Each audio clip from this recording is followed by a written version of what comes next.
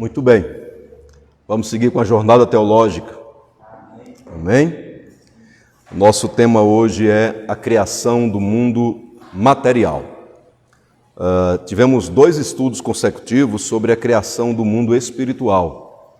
Vimos nessa questão, então, a criação dos anjos. No primeiro estudo, vimos os anjos de uma forma geral, né? E no segundo estudo, estivemos falando sobre os anjos maus, né? Como os anjos, alguns anjos se tornaram maus. Então, nós já estudamos sobre isso. Agora a gente estuda sobre o mundo material, como tudo isso tão belo que a gente conhece, biblicamente, como tudo isso passou a existir. Então a gente vai meditar nessa noite sobre isso. Primeiro, é claro, a palavra do Senhor, ela mostra Deus como sendo o Criador de todas as coisas. A palavra do Senhor nos diz isso. É claro que há teorias que negam isso. A gente conhece teorias, a própria teoria da evolução vai negar essa questão de Deus como Criador de todas as coisas. A teoria do Big Bang vai negar a Deus como o originador de todas as coisas. Mas a base do nosso estudo é a Bíblia, é as Sagradas Escrituras. E quando a gente lê as Sagradas Escrituras, a gente percebe uma abundância de textos que falam exatamente de Deus como sendo aquele que criou todas as coisas. Bendito seja o Senhor por isso. Então a gente se firma, né, nessa base bíblica que nós temos nas Sagradas Escrituras, na revelação especial de Deus que é a Bíblia, eterna, verdadeira, inerrante, infalível, verdade absoluta, as Sagradas Escrituras, e dela a gente tira então as informações necessárias para o estudo nessa noite. Meditando então sobre a criação do mundo material, a primeira coisa que a gente vê é que Deus criou tudo do nada. Ou Deus criou o universo do nada. Dizer isso, meus queridos irmãos, significa dizer que antes de Deus ter começado a criar o universo, nada, absolutamente nada existia, a não ser o próprio Deus. Tá? E por quanto tempo ele existia antes do mundo ter sido criado? A gente precisa usar esta palavra tempo. E é claro que a gente não tem resposta para uma pergunta como essa.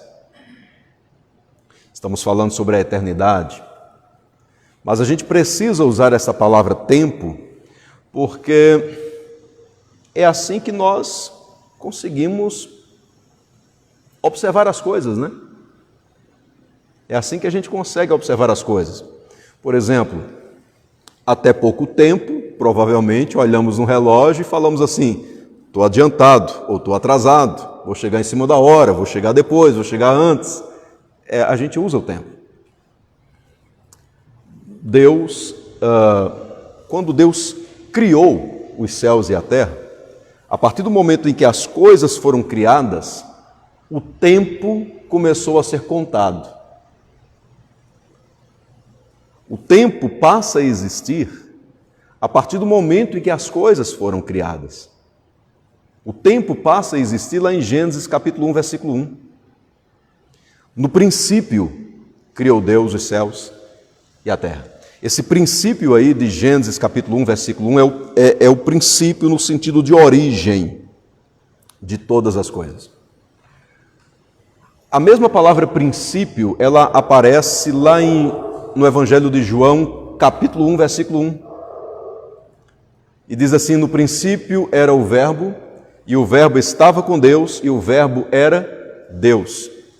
2 palavras idênticas, a mesma palavra, princípio em Gênesis capítulo 1, versículo 1 e princípio em João capítulo 1, versículo 1, só que com significados completamente diferentes. O princípio de Gênesis 1:1 é o início da criação. O princípio de João capítulo 1, versículo 1 é algo que antecede a criação de todas as coisas. João então está escrevendo para mostrar no princípio, ou seja, quando nada existia, nada, absolutamente nada existia, o Filho, Cristo, estava com Deus, o Verbo, e o Verbo era Deus. Então assim, voltando para Gênesis, houve um momento em que as coisas foram criadas. E aí o primeiro texto que a gente tem é o que eu acabei de citar mesmo, é Gênesis capítulo 1, versículo 1, que diz: no princípio Deus criou os céus e a terra. Essa expressão, céus e terra, ela inclui a totalidade do universo. O que a gente puder imaginar sobre o universo, está tudo aí em Gênesis capítulo 1, versículo 1. No princípio, Deus criou os céus e a terra. E a Bíblia não está mostrando aqui que Deus utilizou alguma coisa para criar. Né? É isso que a gente está vendo. Deus criou o universo do nada. Há muitos outros textos bíblicos que falam sobre essa verdade. Por exemplo, Salmo 33, versículos 6 e 9. O texto sagrado diz assim: mediante a palavra do Senhor foram feitos os céus e os corpos celestes pelo sopro de sua boca. Pois ele falou e tudo se fez, ele ordenou e tudo surgiu. Amém? Deus criando todas as coisas pelo poder da sua palavra. Ele falando e as coisas existindo, passando a existir. Um outro texto é Evangelho de João, capítulo 1, versículo 3, que diz assim: todas as coisas foram feitas por intermédio dele. Sem ele, nada do que existe teria sido feito. Nada do que existe teria sido feito. Aqui o João está falando sobre o nosso Senhor e Salvador Jesus Cristo, né? Todas as coisas foram feitas por intermédio dele. Sem ele, nada do que existe teria sido feito. E essa expressão aqui, todas as coisas, ela é bem mais entendida quando se refere à totalidade do universo. A mesma questão lá de Gênesis, capítulo 1, versículo 1, quando fala céus e terra. É a totalidade do universo. Mais dois textos para a gente. Colossenses capítulo 1, versículo 16, diz assim: pois nele foram criadas todas as coisas, nos céus e sobre a terra, as visíveis e as invisíveis, sejam tronos ou soberania, poderes ou autoridades, todas as coisas foram criadas por ele e para ele. E o último texto, Hebreus capítulo 11, versículo 3. Pela fé entendemos que o universo foi formado pela palavra de Deus, de modo que aquilo que se vê não foi feito do que é visível. Esse é o poder de Deus. Amém? Pela fé entendemos. É interessante porque o escritor aos Hebreus mostra para a gente que a fé, a nossa fé em Deus, não é uma fé cega, não é? Não, pela fé entendemos. Como diz as Sagradas Escrituras, eu sei em quem tenho crido. A fé não anula a razão. Ela não anula a razão. Só que ela é algo que vai além da razão. Porque se você analisa a existência de todas as coisas, o início de todas as coisas, apenas na perspectiva da razão, você não vai chegar na ideia de que existe um Deus que criou todas as coisas. No máximo, você vai chegar à ideia de que todas as coisas que foram criadas não podem ter surgido por acaso. Mas a razão, ela não consegue provar a existência de Deus. Por isso que a palavra de Deus, ela não vem para provar que Deus existe. A gente já estudou sobre isso, inclusive. A palavra do Senhor simplesmente já inicia partindo dessa ideia de que Deus existe. Olha o primeiro versículo. No princípio criou Deus os céus e a terra. Ela não vai tentar, ela não começa dando voltas, tipo assim, vem cá, primeiro eu vou mostrar para você que Deus existe. Não, a palavra já começa dizendo, Deus criou. Bendito seja o nome do Senhor. Agora, pela fé, o escritor aos Hebreus diz, pela fé entendemos que o universo foi formado. Por que pela fé entendemos? Porque quando a gente analisa as Sagradas Escrituras e ela revela Deus, a gente sabe que o Deus que as Sagradas Escrituras revela tem poder para criar todas as coisas. É isso que eu falo. A fé, ela não é um salto no escuro. A fé não é a ideia de eu creio porque creio, eu acredito porque eu acredito. A fé é firmeza, é segurança. A fé nos dá estabilidade. Por que é que eu creio? Porque eu sei quem é Deus. Por que é que eu creio que Ele é o Criador? Porque eu sei que Ele tem poder para criar todas as coisas. Do nada. Do nada.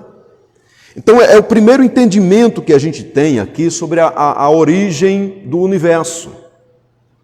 Deus criou todas as coisas do nada, usando apenas a sua palavra. Ele foi dando ordens e as coisas foram surgindo.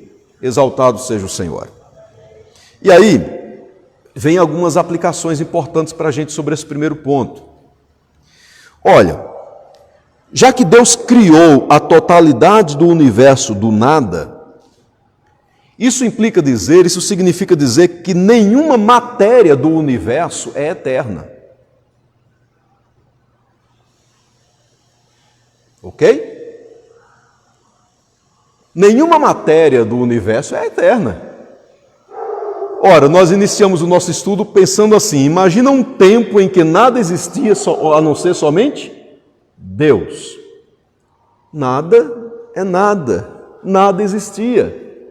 Então, já que todas as coisas passaram a existir quando Deus foi determinando pelo poder da sua palavra, isso significa dizer que nenhuma matéria é eterna.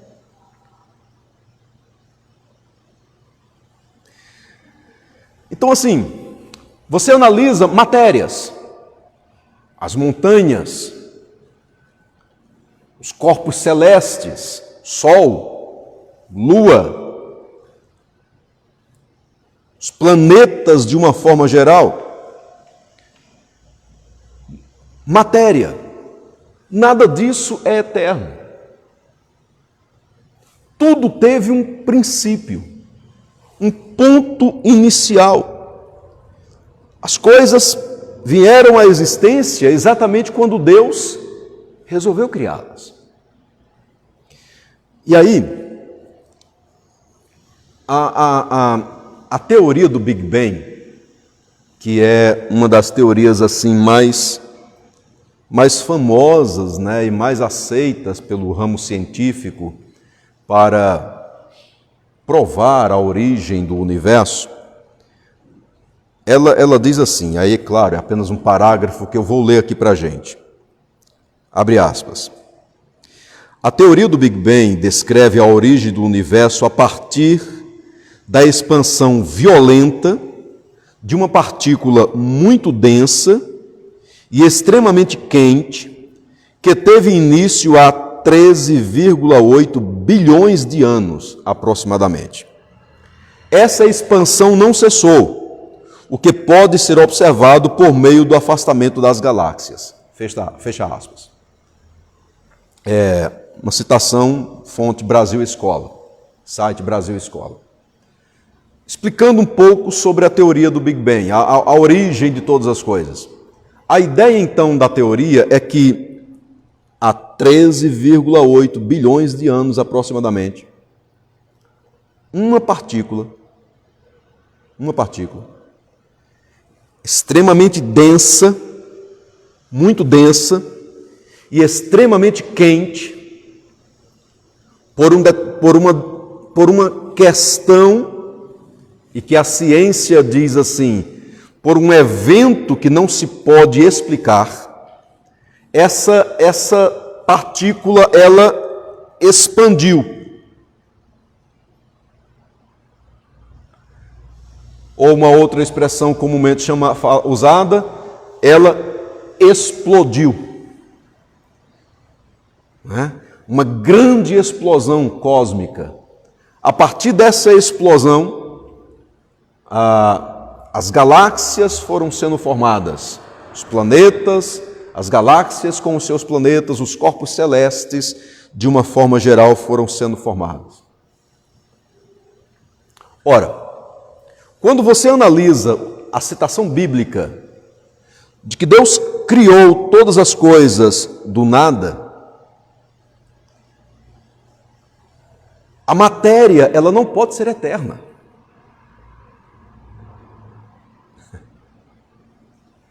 Porque qual a origem dessa partícula extremamente quente e densa? Qual a origem dela? Qual o ponto de partida dela? Como ela passou a existir? Ok? Se você crer nisso, você tem que atribuir eternidade à matéria. E a própria ciência nega a eternidade da matéria. A própria ciência nega que a matéria é eterna.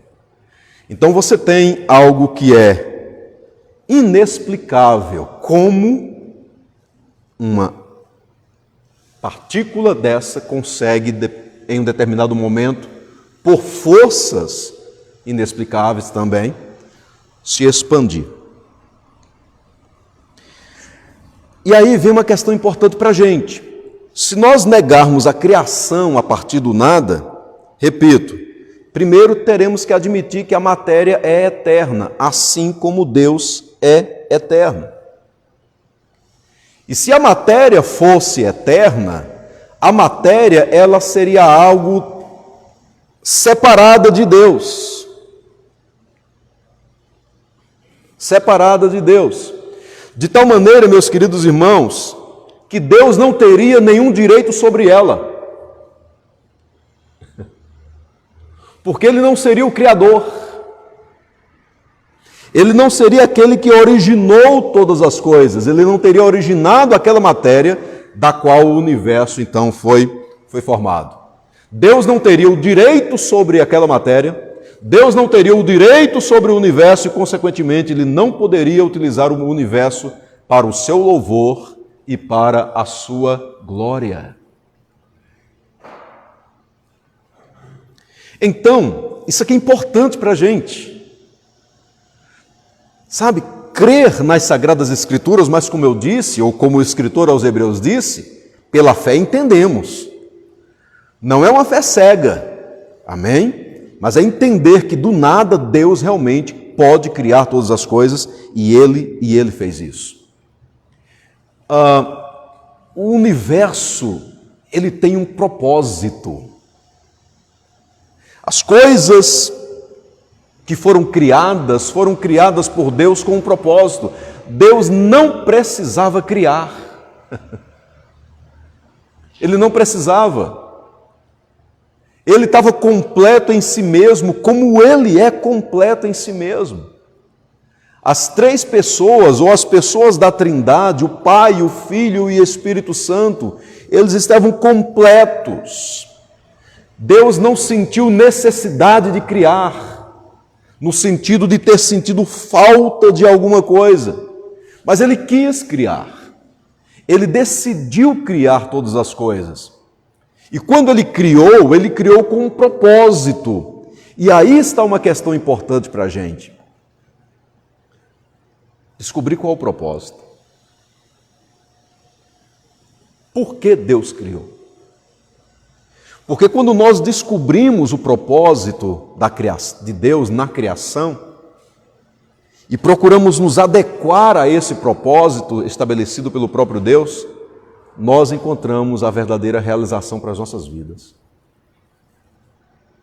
Porque entramos no propósito que o próprio Senhor estabeleceu na sua criação.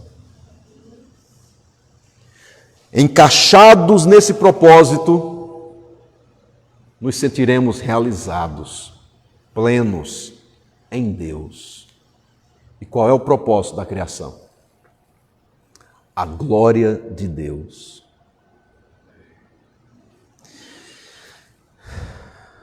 O livro de Apocalipse, capítulo 4, versículo 11, o texto sagrado diz assim: Digno és tu, Senhor, nosso Deus, de receber a glória e a honra e o poder, porque tu criaste todas as coisas, por sua vontade elas foram criadas.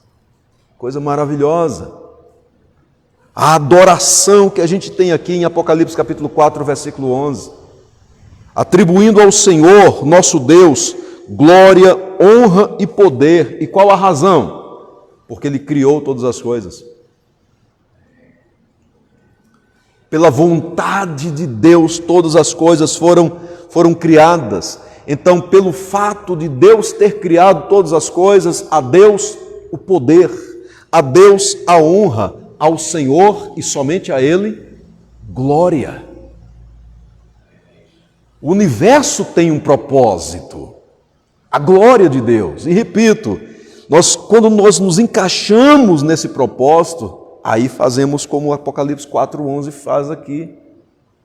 Declaramos a Deus honra, glória, louvor, adoração e dedicamos a nossa vida ao Deus que nos criou para o seu louvor e para a sua glória. Seguindo então um pouco mais, primeira questão, Deus criou o universo do nada, do nada. A segunda questão que a gente vê é que no momento da criação, o Filho e o Espírito Santo também participaram. É claro que a gente vê nas Sagradas Escrituras Deus, o Pai, como o agente primário do ato criador, não é? Como o agente primário do ato que iniciou a criação. No princípio, criou Deus os céus e a terra. Mas isso não significa que o Filho não estava presente na criação e que o Espírito Santo também não estivesse presente. Eles estavam, sim. Eles participaram juntamente com o Pai na criação. Alguns textos para a gente. Primeiro, falando sobre o Filho. É interessante porque as Sagradas Escrituras descrevem muitas vezes o Filho, ou seja, a segunda pessoa da Trindade, como aquele que, por intermédio dele, a criação foi feita. As coisas foram criadas. Já lemos aqui João capítulo 1, versículo 3, que diz que foi por intermédio dele, ou seja, por intermédio de Cristo. Está escrito assim: todas as coisas foram feitas por intermédio dele. Sem ele, nada do que existe teria sido feito. Foi por intermédio de Cristo, foi através de Cristo que as coisas foram criadas. Um outro texto é 1 Coríntios, capítulo 8, versículo de número 6, que diz assim: há um só Senhor, Jesus Cristo, por meio de quem vieram todas as coisas e por meio de quem vivemos. Amém? E aí, Colossenses capítulo 1, versículo 16 diz: nele foram criadas todas as coisas, em Cristo, e em Cristo tudo subsiste. Por intermédio de Cristo, as coisas foram criadas. E por intermédio de Cristo, as coisas são mantidas. Por Cristo. Textos que falam sobre o Espírito Santo. Geralmente, os textos que falam da participação do Espírito Santo na criação revelam o Espírito Santo gerando vida na criação, produzindo vida na criação de Deus.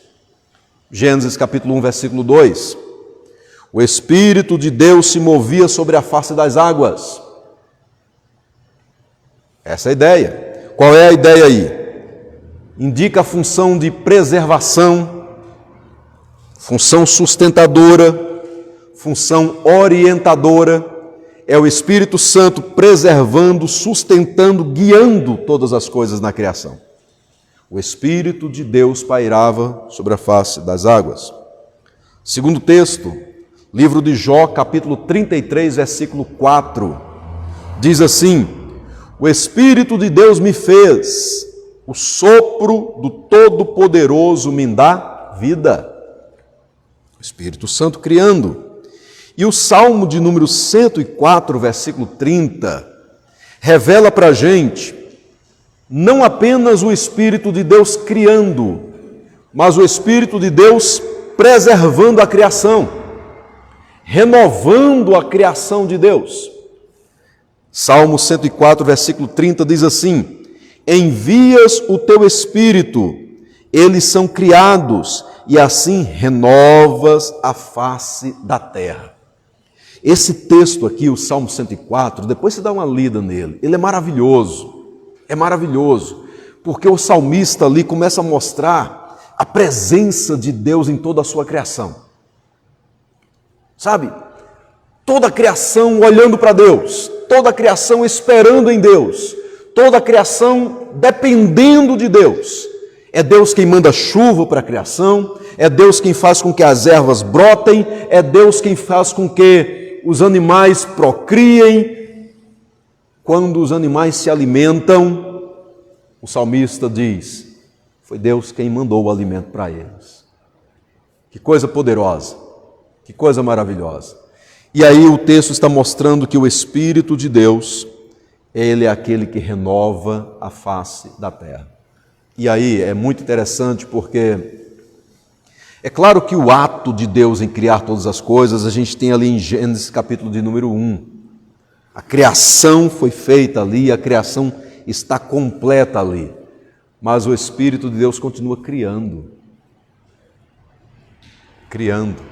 renovando todas as coisas. Amém? Então, textos bíblicos que revelam para a gente a presença da Trindade no ato da criação. E aí, dentre todas as coisas que foram criadas, a Bíblia ela destaca o ser humano. O homem foi criado de uma forma especial. Foi criado de uma forma diferente. Primeira questão. Quando você vai lendo Gênesis capítulo 1, Deus criando, você sempre encontra: e disse Deus, e disse Deus, e disse Deus, haja e houve, faça e assim se fez.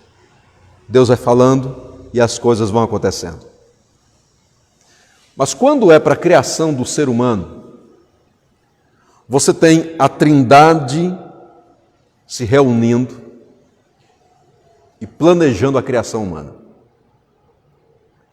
Gênesis capítulo 1, versículo 26, diz assim: e disse Deus, façamos o homem à nossa imagem, conforme a nossa semelhança, e domine sobre os peixes do mar, e sobre as aves dos céus, e sobre o gado, e sobre toda a terra, e sobre todo réptil que se move sobre a terra. Há um conselho divino aqui para a formação do ser humano. Há uma reunião divina para a formação do ser humano. Façamos o homem conforme a nossa imagem e semelhança. Alguns teólogos, inclusive, acreditam que nesse texto e aí teólogos que negam a existência da Trindade. Ponto. Isso aqui é importante. Que negam a existência da Trindade. Vão dizer aqui que Deus não estava falando com as demais pessoas da Trindade, com o Filho e com o Espírito Santo. Mas que Deus estava falando aqui com anjos. Deus chama os anjos e diz: façamos o homem conforme a nossa imagem e semelhança. Mas é um equívoco muito grande aqui. Porque, biblicamente, em nenhum lugar nas Sagradas Escrituras, você tem um relato de que o homem foi feito conforme a imagem e semelhança de anjos. Ok? Você não tem isso nas Sagradas Escrituras. Então Deus não estava conversando com anjos aqui para formar o ser humano. Aqui é a Trindade. Façamos o homem conforme a nossa imagem e semelhança. Bendito seja o nome do Senhor. Amém? Então, as coisas, Deus vai formando, Deus decide criar o homem, mas de uma forma muito diferente. Primeiro, é um conselho da Trindade. Segundo, a ideia de que o homem foi formado conforme, foi feito conforme a imagem e semelhança de Deus. Essa imagem e semelhança, ela não diz respeito a características físicas. Altura, cor da pele, cor dos olhos. Não são características físicas, e nós já estudamos aqui sobre o ser de Deus, estudamos os atributos de Deus e vimos que Deus é Espírito. Então, que não se pode atribuir forma humana a Deus, que não se pode atribuir partes do corpo humano a Deus, porque Deus é Espírito. E vimos aqui também que quando as Sagradas Escrituras atribui partes do corpo humano a Deus, é uma forma de linguagem para que nós, seres humanos, possamos compreender a ação de Deus nas nossas vidas e no universo. Por isso que a Bíblia diz: os olhos do Senhor estão sobre os justos. Para que percebamos, para que entendamos que Deus conhece perfeitamente os nossos caminhos. Então, a imagem e semelhança de Deus aqui, repito, não diz respeito a questões físicas. Mas o próprio texto já fala um pouco dessa imagem e semelhança aqui. Quando ele diz assim: domine sobre os peixes do mar. Isso é governo, isso é autoridade. E isso é imagem e semelhança de Deus no homem. A ideia de termos sido dotados de inteligência, isso é imagem e semelhança de Deus no homem. Somos seres que se relacionam, somos seres sociais, isso é imagem e semelhança de Deus no homem. E outras coisas mais. Então o homem, o ser humano, foi criado de uma forma especial, porque a nenhuma outra criatura Deus deu esse privilégio. Amém? De ser conforme a sua imagem e semelhança. Outra coisa, fomos feitos de uma forma diferente, porque todas as coisas foram criadas do nada, sem nenhuma matéria sendo utilizada, mas com relação ao ser humano já é diferente. As Sagradas Escrituras nos mostram que Adão foi feito do pó da terra, Gênesis capítulo 2, versículo 7, que diz assim: então o Senhor Deus formou o homem do pó da terra e soprou em suas narinas o fôlego de vida, e o homem se tornou um ser vivente.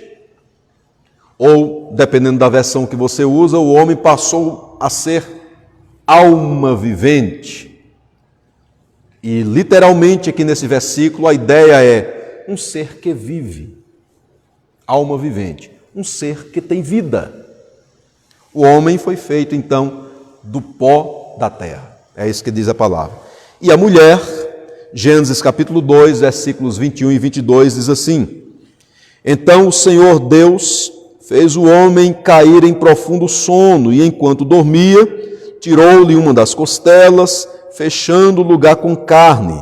Com a costela que havia tirado do homem, o Senhor Deus fez uma mulher e a levou até ele. Então, tanto a criação do homem como a criação da mulher, Deus utilizou-se de materiais já existentes. Logicamente, materiais criados pelo próprio Deus.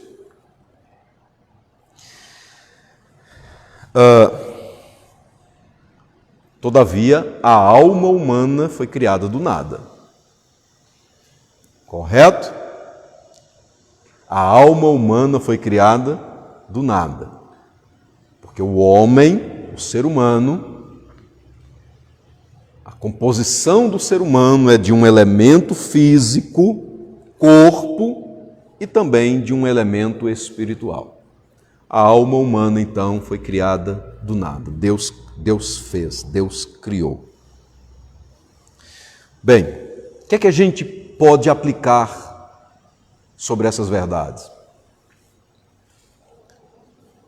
O ser humano não é resultado de um processo evolutivo.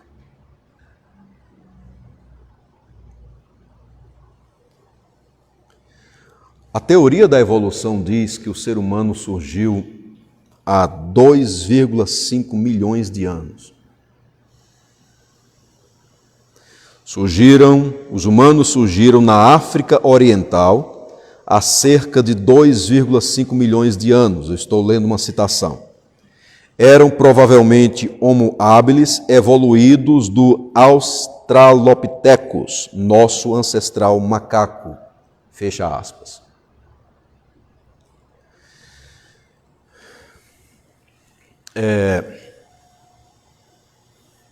Por que é importante a gente meditar na ideia bíblica de que o homem, de que o ser humano e de que a humanidade tem como raiz genealógica Adão e Eva? Já pararam para pensar nisso?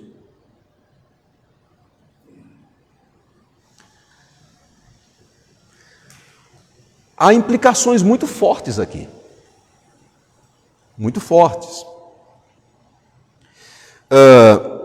Negar a existência de Adão e Eva, e há muita gente que nega, tá? Há muitas pessoas que dizem que o relato de Gênesis, ali, de Adão e Eva, é um relato mitológico, é um mito. E eles tentam livrar-se do mito, olham para o texto, tentam tirar a ideia do mito e tentar descobrir ali algum valor ético e moral para a vida.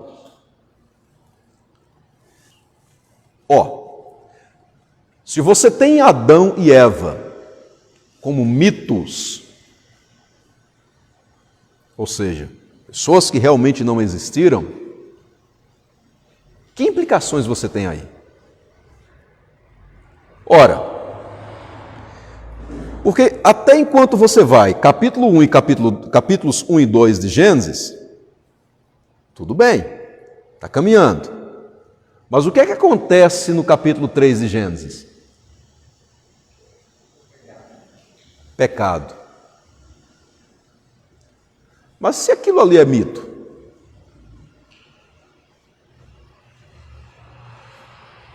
Se aquilo é mito? Se Adão não fosse real, não haveria pecado. E, consequentemente, qual a razão da cruz? Qual a razão de Cristo na cruz? Cristo não seria redentor. Cristo seria, no máximo, um bom homem que veio a esta terra e nos deu um bom exemplo de como viver. De tal maneira que as coisas erradas que eu faço Eu tenho capacidade, por conta própria, de resolvê-las, olhando para o bom exemplo do bom homem chamado Cristo. Mas não haveria redenção, porque não há razão de existir redenção se não há pecado. Percebe a importância da historicidade de Adão e Eva? Conforme o relato das Sagradas Escrituras? Porque quando Adão pecou, nós sabemos que o pecado de Adão foi o nosso pecado, ou é o nosso pecado. Paulo, escrevendo a sua carta aos Romanos, capítulo de número 5, apresenta ali Adão, de Gênesis, e o segundo Adão, que é Cristo. E Paulo mostra que quando o primeiro Adão pecou, nós pecamos com ele. Quando o primeiro Adão caiu, nós caímos com ele. Mas o texto sagrado também nos mostra que quando o segundo Adão, que é Cristo, venceu, triunfou, foi obediente à vontade do Pai, e como diz Paulo aos Filipenses, obediente até a morte, morte de cruz, o segundo Adão venceu. Pelo fato dele ter vencido, a justiça dele é aplicada nas nossas vidas, nós também vencemos. Bendito seja o nome do Senhor. Amém? Então, meus queridos irmãos, a historicidade de Adão aqui é importante. O homem foi feito por Deus conforme a sua imagem e semelhança. É assim que as Sagradas Escrituras nos apresentam. E aí Paulo, o apóstolo Paulo, em Atos dos Apóstolos, capítulo de número 17, versículo 26, o texto sagrado ali diz assim: de um só fez toda a raça humana para habitar sobre toda a face da terra. O fato de termos Adão ali e Eva como a origem de toda a humanidade, isso mostra para a gente que nós não temos muitas raças humanas. Antigamente a gente classificava. Os sociólogos os estudantes de sociologia ficavam meio que doidos, porque a quantidade de raças humanas que havia era enorme. E aí a gente vem com a ideia do racismo, aí vai lá para a África e diz assim, a raça humana ali é inferior à raça europeia, a gente tinha essas coisas. Daí o racismo ainda ser, sabe, claro, uma demonstração da pecaminosidade humana, mas exatamente por essa questão de estarmos classificando raças humanas. Não há raças humanas diferentes. A própria ciência, inclusive, já vê isso. O que há são etnias, são povos com características diferentes, mas a raça é uma só. Raça humana. Seja qual for a cor da sua pele ou o seu local de origem. A raça é humana.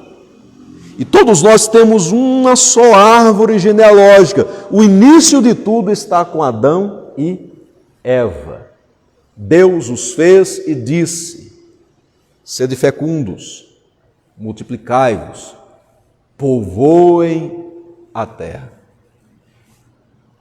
Nós estamos aqui como uma demonstração bíblica de que a terra está povoada.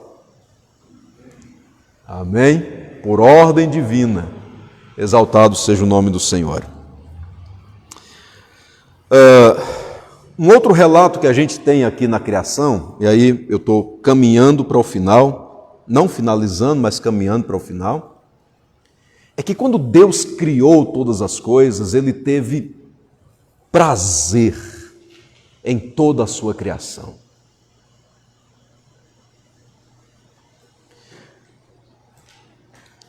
Lá em Gênesis 1, no final de cada estágio da criação, o texto diz: Deus viu que era bom. No final de cada estágio. No final dos 6 dias da criação, a gente está agora em Gênesis capítulo 1, versículo 31, diz assim: Deus viu tudo o que havia feito, e tudo havia ficado muito bom. Deus olha para toda a sua criação e tem prazer nela. Se alegra nela. Ele está feliz porque a criação ficou exatamente como ele havia planejado. Gênesis 3, o pecado entra. Atinge o ser humano e atinge também toda a criação. Mas mesmo diante do fato de que o pecado atingiu toda a criação de Deus, nós precisamos, meus queridos irmãos, ter prazer nas coisas que foram criadas. Porque esse foi o testemunho de Deus. O Senhor se alegrou com a sua criação.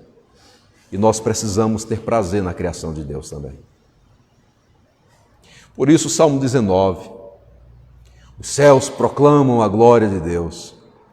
O firmamento anuncia as obras de suas mãos. Um dia faz declaração a outro dia. E uma noite se revela a outra noite. Não há palavras, não há linguagem, deles não se ouve nenhum som. Sabe, a criação ali está sendo citada e o salmista está exaltando a Deus e se alegrando com a criação.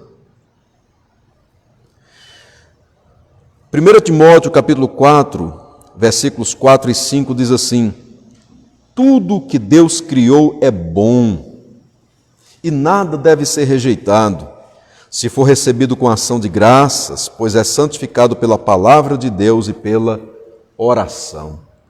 Tudo que Deus criou é bom. Isso está citado em 1 Timóteo, ou seja, logicamente depois da entrada do pecado no mundo, tudo que Deus criou é bom. Essa criação um dia será restaurada. Com a volta do nosso Senhor e Salvador Jesus Cristo, toda a criação será restaurada. Paulo declara isso na sua carta aos Romanos. Aleluia! Um novo céu e uma nova terra há de surgir, também feitos por Deus.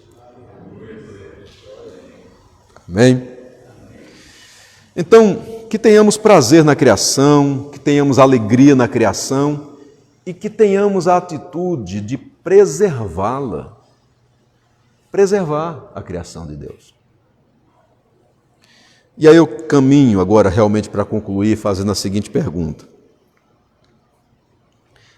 as coisas podem surgir do acaso? Podem? Não. Imagine o acaso criando todas as coisas. Imagine o acaso sendo a origem de todas as coisas que existem. O que é o acaso?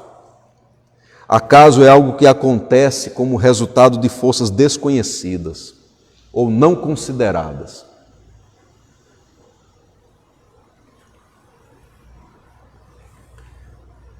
A partícula densa e extremamente quente, ela expandiu por forças desconhecidas. Essa é a ideia da ciência.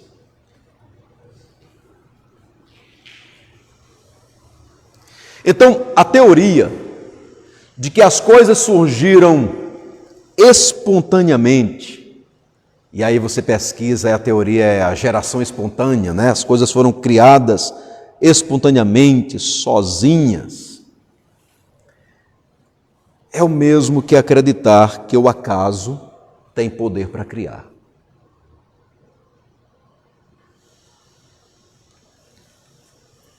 E o acaso não tem poder para criar, porque o acaso não existe. Hã? Não existe o acaso. As coisas que existem foram criadas com um propósito, com direção. Elas foram colocadas de forma que todo o universo revela harmonia.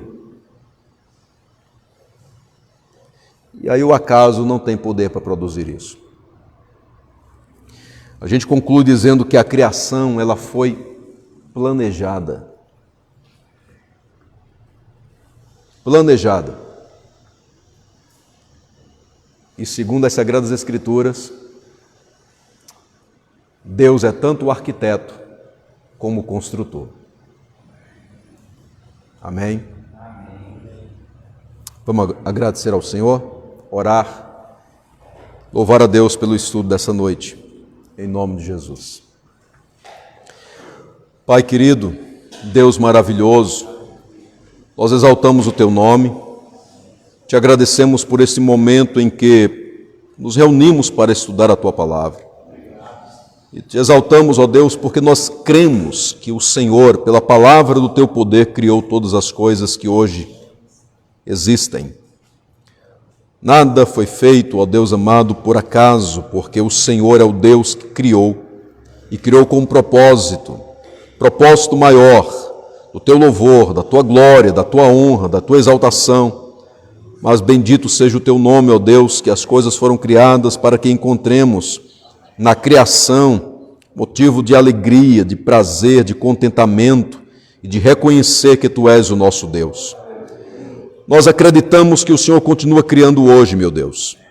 O Senhor é o Deus que renova a face da terra, que toda a criação depende de Ti, que nós também dependemos do Senhor. Por isso a Tua palavra nos diz lá em Mateus, capítulo de número 6, que nós não precisamos estar ansiosos por coisa alguma, porque o Senhor é o Deus que cuida das aves dos céus, dos lírios do campo e de nós que fomos feitos conforme a Tua imagem e semelhança. Obrigado por Tua graça maravilhosa derramada sobre as nossas vidas e agradecemos ao Senhor por Cristo Jesus, que veio a este mundo para nos redimir, ó Deus amado, do poder do pecado, do diabo e da morte, e nos dá a vida eterna. Ao Senhor o nosso louvor, queremos viver nesse mundo para a Tua glória, para a Tua exaltação, Senhor. Seja sobre nós a Tua graça maravilhosa. Te bendizemos em nome do nosso Senhor e Salvador Jesus Cristo. Amém. Graças a Deus. Amém. Vamos receber a bênção do Senhor. Que o amor de Deus, nosso eterno e glorioso Pai, a graça do nosso Senhor e Salvador Jesus Cristo, a comunhão e as doces consolações do Espírito Santo sejam sobre todos vós, hoje e sempre. Amém. Paz do Senhor, irmãos. Deus continue abençoando.